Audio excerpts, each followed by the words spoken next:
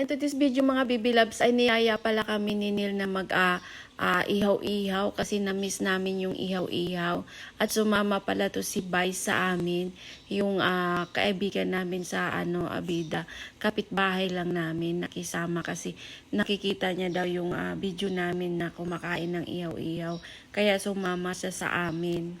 Si Boss Neil pala ang nagyaya sa amin na kumain ng ihaw-ihaw dito kasi nga nagki-craving daw siya ng ihaw-ihaw. Kaya sumama naman kami ni Prylin kasi parang na-miss na namin yung ihaw-ihaw. Ayan, dumating na nga yung order namin. Ang daming in-order ni Boss Neil.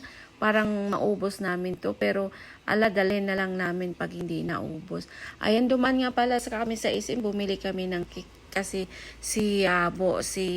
si Habi nagpabili ng cake kaya dumaan na rin kami sa SM. Ay nakabili na nga kami. Gabi na nga pala ito, mga mag-alas 8 na.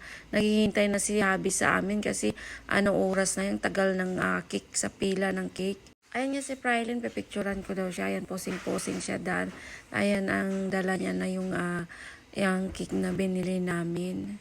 Nihintay nga pala namin si Neil nito at si Bay kasi nag-CR daw sila pero ang tagal nila. Kaya ayan, nagpicture-picture muna kami ni Prylin habang inihintay namin sila ni Neil. Ang ganda nga pala dito mga bibilab sa taas ng SM Molino. Ayan, walang katao-tao dyan kasi nga paggabi na. Ayan, sabi ko nga tara na, uwi na tayo kasi oras na. Ayan, dumating na sila ni Nila at ni Bay.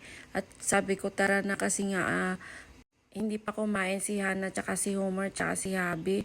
Ayan lang mga bibilab. Thank you for watching. Bye-bye.